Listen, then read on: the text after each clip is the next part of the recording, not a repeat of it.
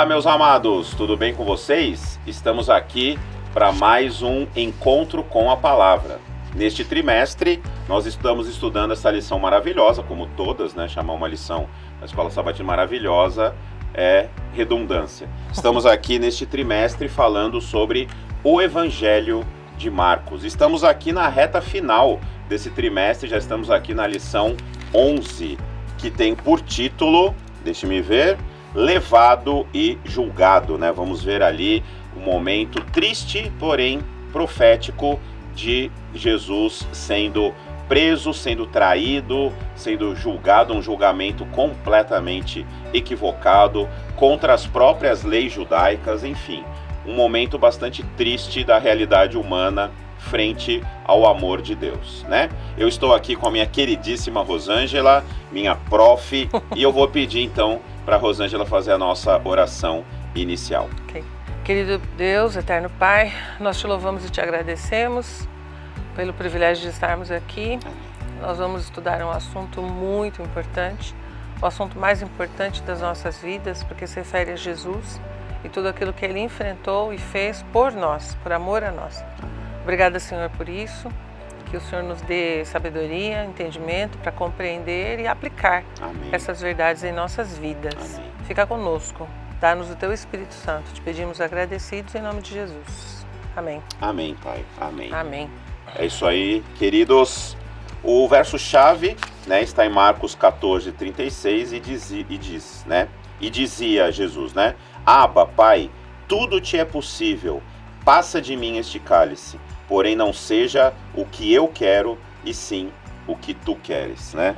Essa simples frase, ela talvez traduza toda a realidade bíblica, né? Que nós estamos aqui para fazer a vontade de Deus e não a nossa. Mesmo diante da perspectiva de ser preso, de ser traído, né? Tudo aquilo que aconteceu no Getsemane, né? Que vamos falar aqui hoje, Jesus Cristo coloca a vontade de Deus acima dele própria, né? Sim. Então, tem essa semana até ali, né?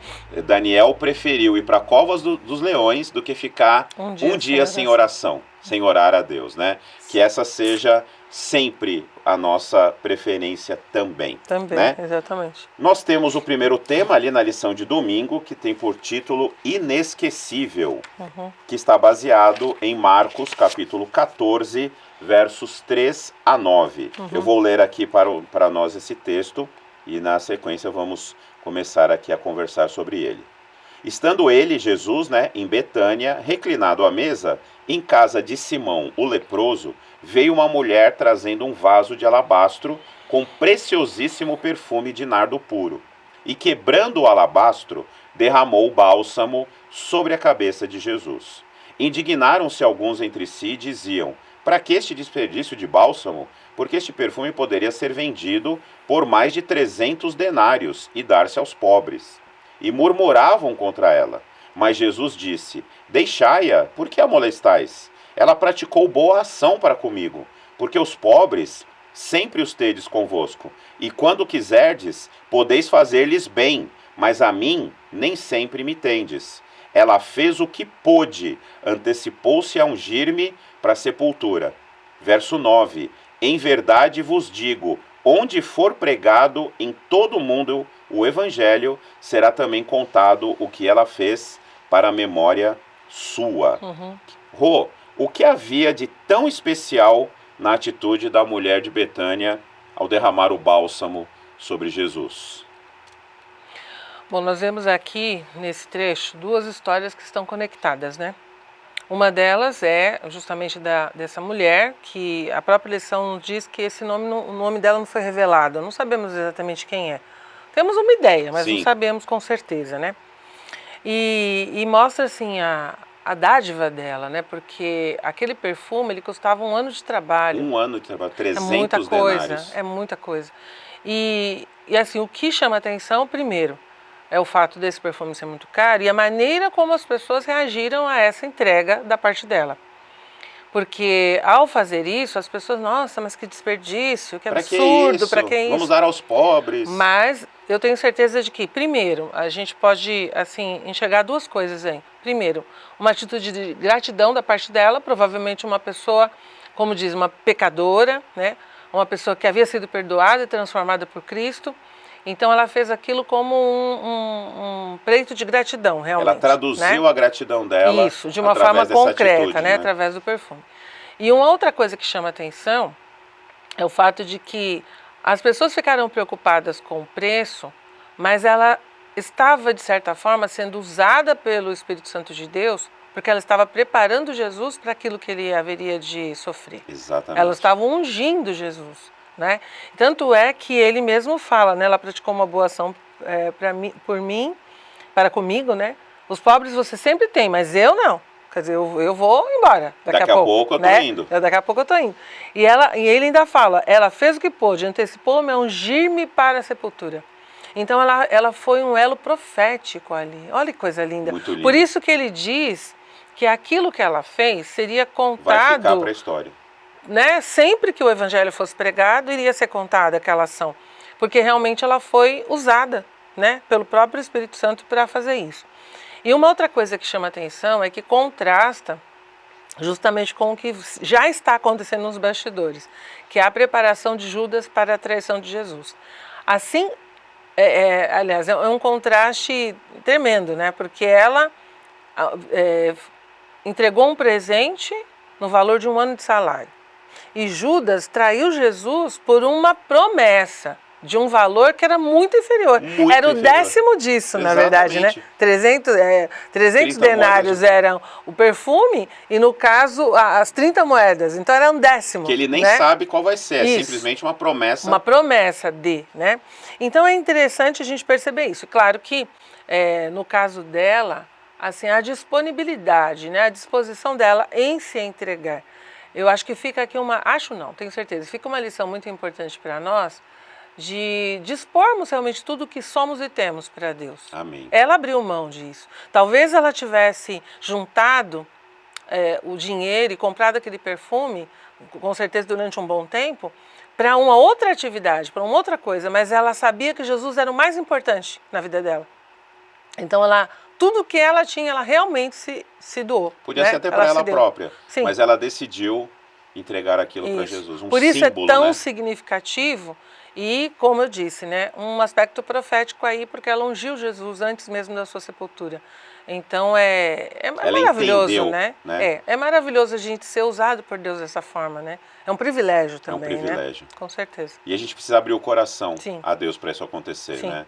Judas, ao contrário, vai entrar para a história como um feito medonho e ela entra para a história como um feito maravilhoso. Isso. Né? Aí o contraste e Jesus também. Cristo dá o toque, né? Isso. né? Se vocês realmente querem ajudar os pobres, eles estão aí, né? Eu não estarei aqui para sempre. Isso. Né? Eu vi um estudo do Rodrigo Silva a respeito disso e ele diz que ela entendeu o ministério de Jesus. Nossa. Ela compreendeu o que Jesus estava fazendo, para onde ele iria. Os apóstolos, né, ainda não tinham entendido nada. É verdade, né? é verdade. E ela entendeu.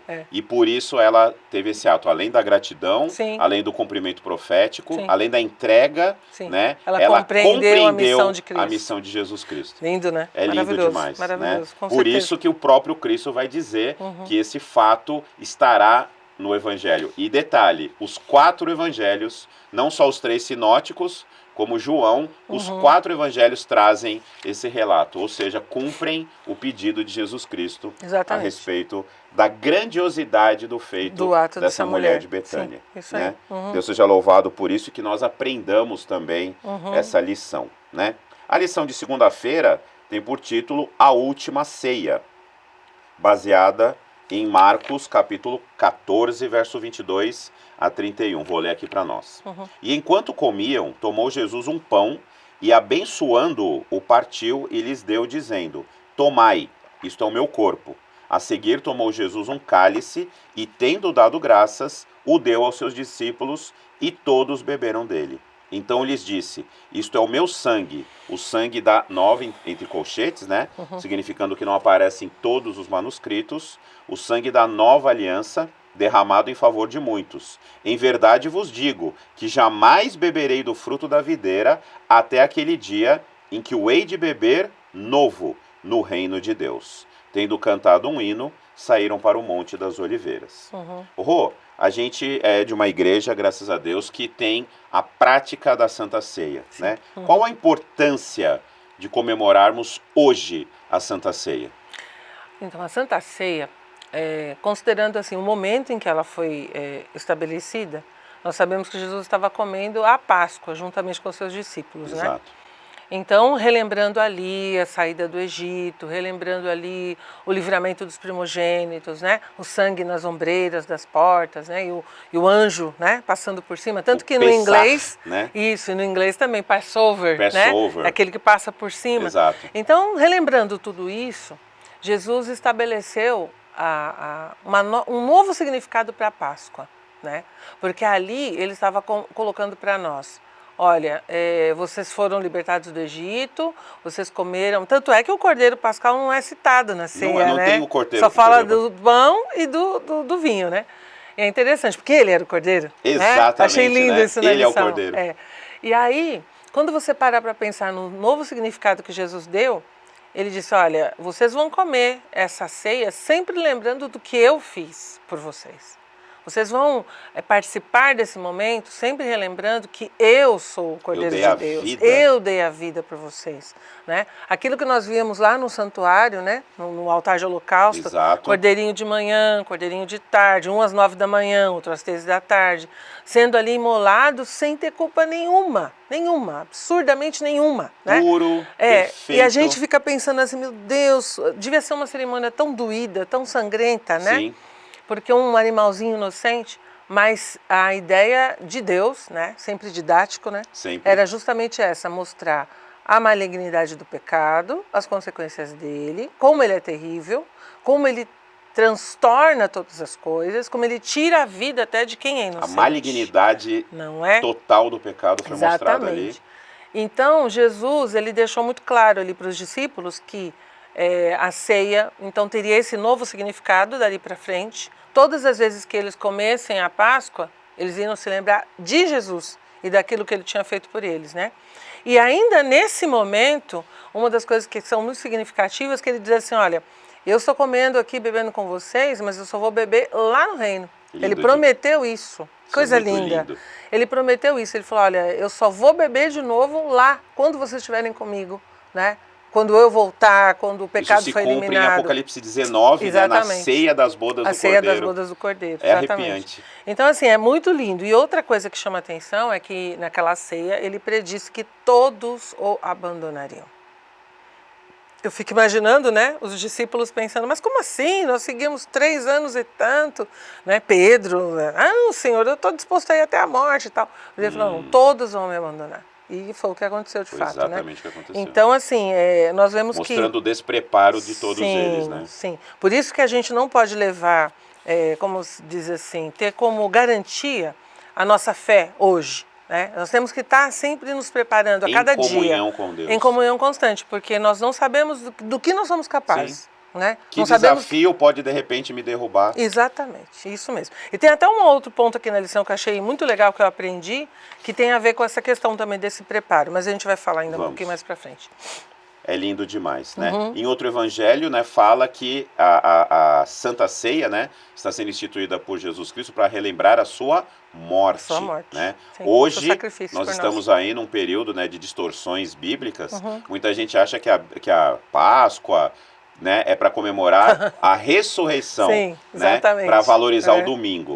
Isso não é verdade. Não. A Páscoa é para comemorar a morte, aquilo sim. que Jesus fez na cruz. Isso. Por isso que João vai dizer, né? Eis o Cordeiro de Deus que tira o pecado do mundo. E a libertação do pecado, né? A libertação do mal, né? Porque a ideia era essa. Quando eles faziam aqueles sacrifícios ali no santuário, lá no Antigo Testamento, eles apontavam para o futuro, né? Então eles tinham todo aquele ritual, tanto que tudo se cumpre à perfeição, né? Você vê Jesus morrendo na cruz, ele é crucificado às 9 da manhã, às 3 da tarde ele está morto. Eram justamente os horários que os cordeirinhos eram oferecidos. Quando ele fala está consumado, o véu se rasga. De alto a baixo. Então, tudo se confirmou nele, né? Então nós vemos assim que realmente a profecia se cumpriu, os planos de Deus foram executados à risca. E eu sempre penso assim, né? Se foi assim no passado, por que não vai ser agora? Exato. O que poderia se mudar? Não é? Muita gente fica, mas Jesus vai demorar para voltar. Mas será que vai voltar mesmo? Vai. Porque ele disse, é o mesmo Deus. Ele falou, se ele fez no passado, ele vai fazer agora. E já disse que não tem data, que não é para ficar olhando para a data. Não é para se preocupar com isso. Exatamente. Que bênção, amados. A Santa Ceia, cada vez que comemoramos, relembramos aquilo que Jesus fez por nós. Né? E junto com o lava-pés, essa lição de humildade que Jesus Cristo veio nos dar. Que privilégio podemos participar. Né? A lição de terça vai chegando naquele momento aparentemente triste, e de fato é. O Cordeiro de Deus começa a ser imolado ali no Getsemane. Né? Nós vamos ler aqui Marcos 14, 32 a 42. Então foram a um lugar chamado Getsemane. Ali chegados, disse Jesus a seus discípulos: assentai-vos aqui enquanto eu vou orar. E levando consigo a Pedro, Tiago e João, começou a sentir-se tomado de pavor e de angústia. E lhes disse: a minha alma está profundamente triste até a morte. Ficai aqui e vigiai. E adiantando-se um pouco, prostrou-se em terra e orava para que, se possível, lhe fosse poupada aquela hora. E dizia, né, o nosso verso-chave: Abba, né, papai, pai, tudo te é possível. Passa de mim este cálice. Contudo, não seja o que eu quero, e sim o que tu queres. Voltando, achou-os dormindo e disse a Pedro: Simão, tu dormes? Não pudeste vigiar nem uma hora? Vigiai e orai para que não entreis em tentação. O espírito, na verdade, está pronto, mas a carne é fraca. Retirando-se de novo, orou repetindo as mesmas palavras. Voltando, achou-os outra vez dormindo, porque os seus olhos estavam pesados, e não sabiam o que lhe responder. E veio pela terceira vez e disse-lhes: ainda dormis e repousais? Basta, chegou a hora. O Filho do Homem está sendo entregue nas mãos dos pecadores. Levantai-vos, vamos, eis que o traidor se aproxima. Rô, aqui é tremendo o negócio. Como entender corretamente o que aconteceu no Getsemane? Eu posso afirmar com toda a convicção que o que aconteceu no Getsemane foi mais importante do que o que aconteceu na cruz. Perfeito, concordo com você. Por quê? Foi realmente ali que Jesus travou a batalha mais importante da vida dele. Exatamente. Ao ele chegar, inclusive eu recomendo aqueles que estão nos assistindo a ler um capítulo maravilhoso do livro Desejado de Todas as Nações, capítulo chamado Getsemane. Ali a gente tem uma visão completa do quadro. Aqui nos diz que Jesus, ele estava, como ele diz assim, ele estava angustiado, profundamente triste até a morte, né?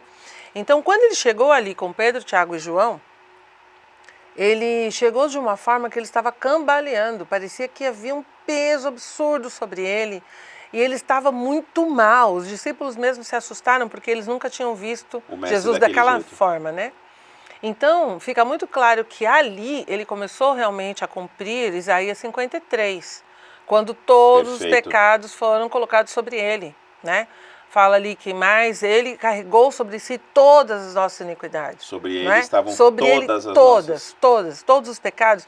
As pessoas não têm noção disso, mas todos os pecados de todos os tempos, de todos os graus, de todos os níveis, todas as pessoas, tudo sobre estava ele, sendo tudo colocado sobre ele. Por isso que muitos hoje, por exemplo, questionam: mas como assim uma pessoa que é um assassino, um estuprador, uma pessoa terrível e tal, e um genocida, e ele pode ser perdoado se ele pedir? Por quê? Porque Jesus pagou aqueles... O pecado já foi pago lá. Já foi pago. Isso é incrível, é maravilhoso. Né? Agora, isso é graça pura. Perfeita. Pura. Não tenho outra palavra para definir. Então a gente observa que ali no Getsemane foi a batalha, porque ele orou 3 vezes, ele pediu 3 vezes para que Deus tirasse aquilo dele, que ele não tivesse que passar por tudo aquilo, porque não era somente o peso dos pecados, mas ele tinha noção das coisas que ele iria enfrentar. Exatamente. Né? Porque ele era aquela conta que a gente diz que não fecha, né? Era 100% homem e 100% Deus. Então, como ser humano, ele ia sofrer demais. E já estava sentindo fisicamente. Tanto que Lucas, que era médico, diz que ele suou sangue, né? É o único que fala. O único que fala por ter conhecimento médico, né? Talvez os outros não tenham percebido. Mas o médico Lucas diz, ele suou sangue. Existe uma condição que é a hematidrose, né? Isso. Que é debaixo de muito estresse. Isso. Um estresse absurdo, que Isso. era o que Jesus estava passando ali. Isso. Ele suou tanto que não havia mais água no corpo. Ele suou sangue, né? Então ali a gente vê que a angústia de Cristo, ela não foi... Uma coisa que eu gostaria até de falar para as pessoas que estão nos assistindo. As coisas que Jesus fez não foram teatro. Foram verdadeiras. Ele realmente sofreu por nós. Por mim e por você. Sim. Então, assim, nós temos que nos lembrar, quando a gente vê, como você falou, esse detalhe que aparece em Lucas, mas não aqui em Marcos, que ele soou gotas de sangue, ele realmente sofreu por nós. Sim. Pelos nossos pecados, para nos ver salvos, por amor a nós, né?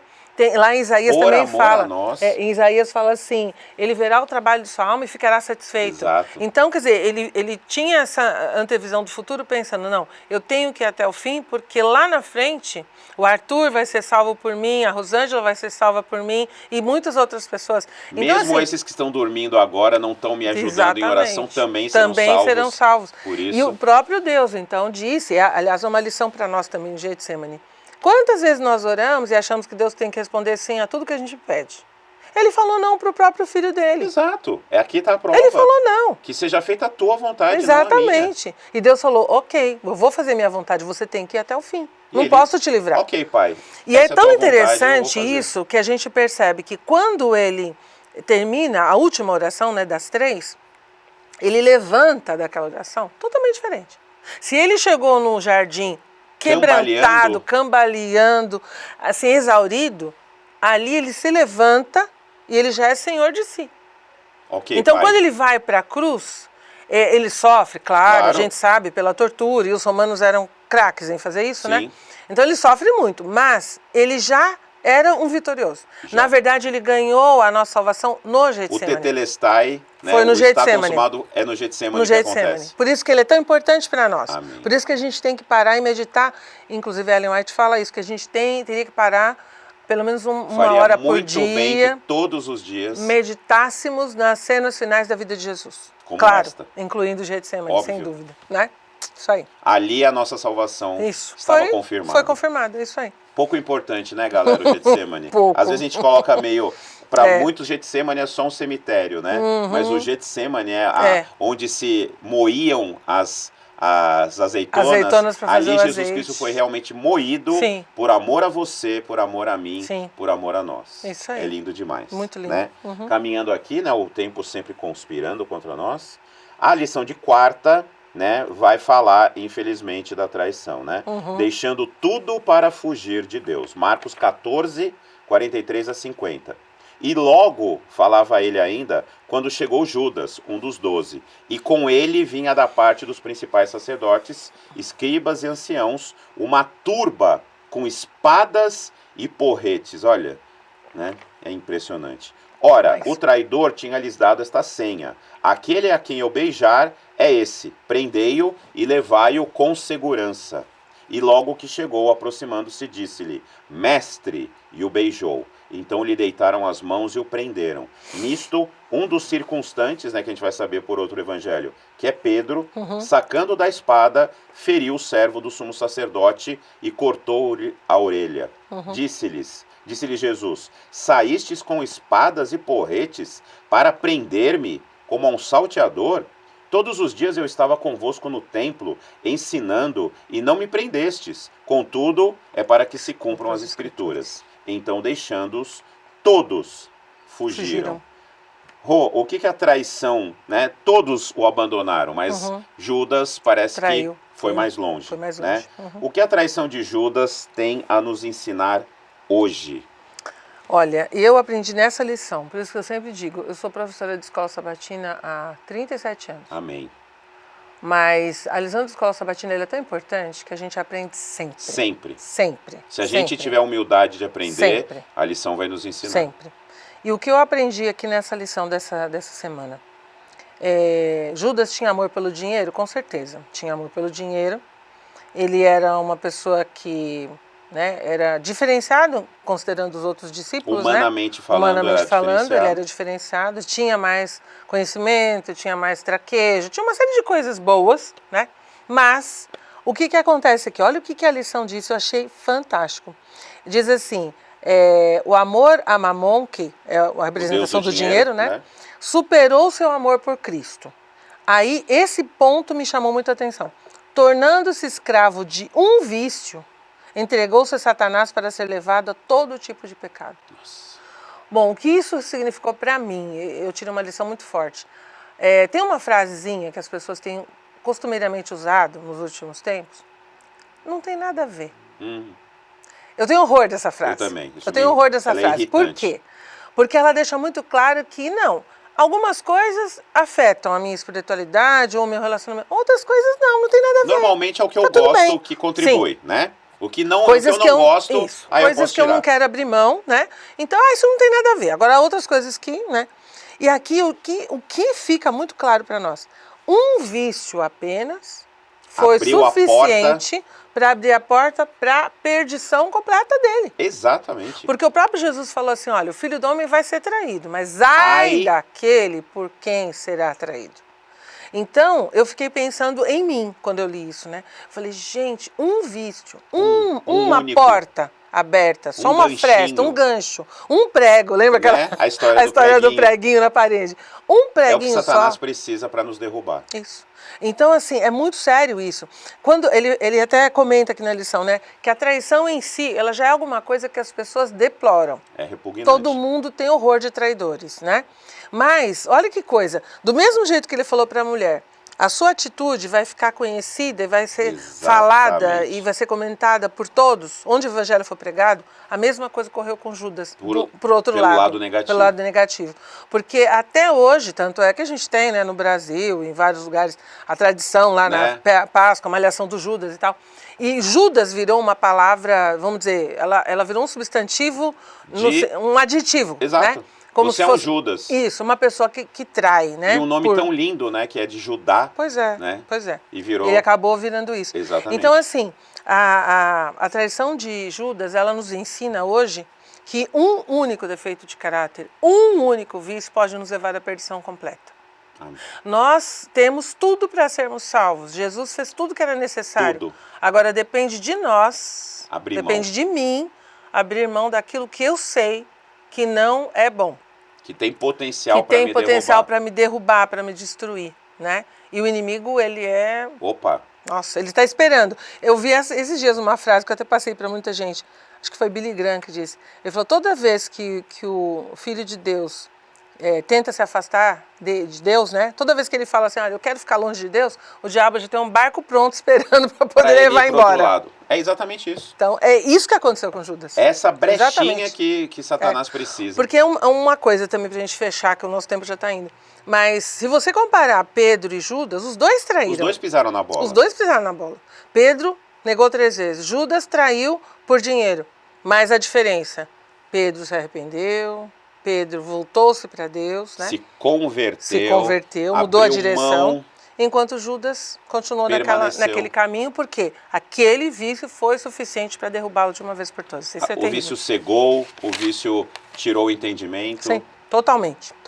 Muitas coisas podemos aprender, né, amados? Vamos tomar cuidado, né? Como a Rô acabou de falar. Cuidado. Vamos tomar cuidado, né? Essa história de que não tem nada a ver, pode ser que não tem nada a ver, porque eu gosto e acho que aquilo pode continuar na minha vida. Abra mão. Mas não é assim. Ore como Jesus orou. Senhor, eu não quero parar de fazer isso, eu quero parar de fazer aquilo, mas não importa o que eu quero, importa o que o Senhor quer. O Senhor quer. Esse é o princípio da sabedoria. Tome essa decisão.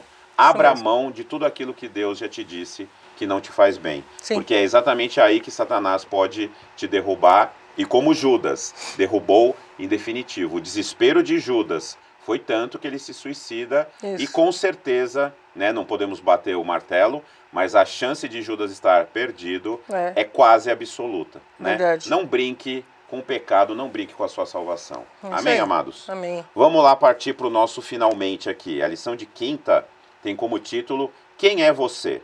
Né? Marcos 14, 66 a 72. Estando Pedro embaixo do pátio, veio uma das criadas do sumo sacerdote, e vendo a Pedro que se aquentava, fixou e disse, tu também estavas com Jesus o Nazareno. Mas ele o negou, dizendo, não o conheço, nem compreendo o que dizes. E saiu para o alpendre. E o galo cantou. E a criada, vendo-o, tornou a dizer aos circunstantes: este é um deles. Mas ele outra vez o negou. E pouco depois os que ali estavam disseram a Pedro: verdadeiramente és um deles, porque também tu és Galileu. Ele, porém, começou a praguejar e a jurar: não conheço esse homem de quem falais. E logo cantou o galo pela segunda vez. Então Pedro se lembrou da palavra de Jesus, que Jesus lhe dissera: antes que 2 vezes cante o galo, tu me negarás 3 vezes. E caindo em si, desatou a chorar. Para a gente finalizar, Rô, qual é a importância da sinceridade na nossa vida espiritual? Eu tenho sempre falado com as pessoas, para quem eu dou estudos, com quem a gente conversa, que hoje nós estamos vivendo um momento de posicionamento. A gente não pode mais ficar titubeando. Brincando. Não dá mais para brincar. Nós estamos, não tenho dúvida disso, não marcar datas nem nada, mas eu tenho certeza que a volta de Jesus está muito próxima. Então nós não podemos mais ficar perdendo tempo. Não podemos mais ficar, mas será que? Mas talvez, ou então, uma vez eu lembro uma pessoa falando que ela era agente secreta de Deus, então ninguém sabia. Ninguém sabia, ninguém sabia que ela era cristã no local de trabalho, na escola, etc, né? Então nós não podemos mais ter isso. Não pode mais. Né? Essa história de Pedro aqui, ela é muito clara.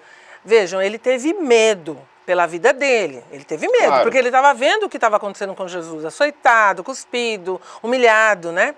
Enfim, ele teve medo e ele negou, né? Mas depois, quando a gente vai lá para Atos, a gente vê um Pedro tão diferente. Completamente. Um Pedro que prega para 3.000 pessoas e elas se convertem. Um Pedro que diz para as pessoas assim, as pessoas o açoitam, o humilham, o prendem, e ele diz: mais importa obedecer a Deus do que os homens. Você não vai mais falar de Jesus? Eu vou continuar falando. Enquanto eu tiver fôlego, eu vou falar. Então, qual é a diferença? Aí, quando você me pergunta, né, qual a importância da sinceridade na vida espiritual? A gente tem que se posicionar. Doa quem doer, tem que se posicionar. As máscaras têm que cair. Nós precisamos... O agente secreto tem que parar de ser secreto. Tem que parar de ser secreto. Não tem sentido, não né? Tem. Não tem sentido. Nós precisamos aprender a realmente colocar aquilo que a gente crê da forma mais clara possível. As pessoas têm que saber. Eu sempre digo, quantas coisas nós cremos que a palavra de Deus traz, né? Porque toda a nossa crença está baseada aqui na palavra. Quantas coisas nós cremos e as pessoas não têm a menor ideia do que você está falando. Para a gente parece tão normal, mas você fala certas coisas, as pessoas ficam: nossa, mas onde está isso? Onde está isso? Então, assim, nós precisamos, sim, dessa sinceridade na vida espiritual. E a gente só consegue essa sinceridade pela ação do Espírito Santo em nós. Somente.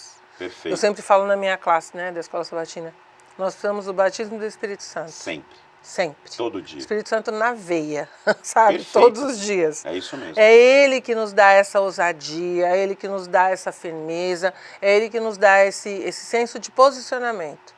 Não existe outra possibilidade. Não. Se não for pela ação do Espírito Santo em nós, a gente vai ter medo, vai titubear, vai dar um passo atrás, vai se perder, como Judas fez. Exatamente. Né? Então, que a gente possa realmente ser sincero na vida espiritual. Sinceridade não quer dizer grosseria, jamais. Sinceridade não quer dizer, não é, uma falta de tato. Né? Por isso, quando o Espírito Santo habita em nós, ele nos dá tudo isso. Tudo. Então, a gente tem condições Você sabe o que falar, no momento, como falar, quando falar, com quem falar. Isso aí. Isso é um discernimento que só o Espírito Santo nos dá. Só ele que dá. Né? Só ele que dá. É isso aí.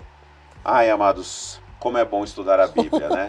Amados, seja sincero, né? Permita que o Espírito Santo te transforme, né? Eu tenho orado muito aqui, pedindo: Senhor, faça de mim o homem que o Senhor quer que eu seja. Isso aí. Eu não quero mais ser quem eu quero, como a Rô acabou de falar, né? Não dá mais tempo. Né? Nós estamos brincando às vezes de ser cristão e o tempo está passando, Jesus está voltando, né? Sempre sem nenhuma marcação de tempo, mas a gente precisa acordar para o tempo que a gente está vivendo. Então permita que a transformação que Deus tem para você seja completa. Não pense em nenhum momento em passar pelo que Judas passou, pelo que Pedro passou. Haverá problemas? Sim. O próprio Jesus já disse, né? No mundo tereis aflições, mas tem de bom ânimo, porque eu venci o mundo. É esse Jesus que venceu o mundo que está te chamando agora. Então, eu convido você a estar na presença de Jesus Cristo, a permitir que Ele te transforme. Amém, meus amados? Amém. Rô, vamos finalizar com uma oração? Vamos. Santo Deus, nosso Pai, mais uma vez te agradecemos porque tivemos essa oportunidade de meditar um pouco nos momentos finais da vida de Jesus, esses momentos que são tão marcantes e que nos trazem tantas lições. Amém. Ajuda-nos, Senhor, a compreendê-las e principalmente aplicá-las em nossa vida. Amém. Que Teu Santo Espírito tome conta da nossa mente, do nosso coração, para que possamos realmente viver em conformidade com a Tua vontade. Amém, Pai. Seja conosco, Pai, e abençoa também aqueles que nos assistem. Nós te pedimos tudo isso agradecidos, em nome de Jesus. Amém. Amém, Pai.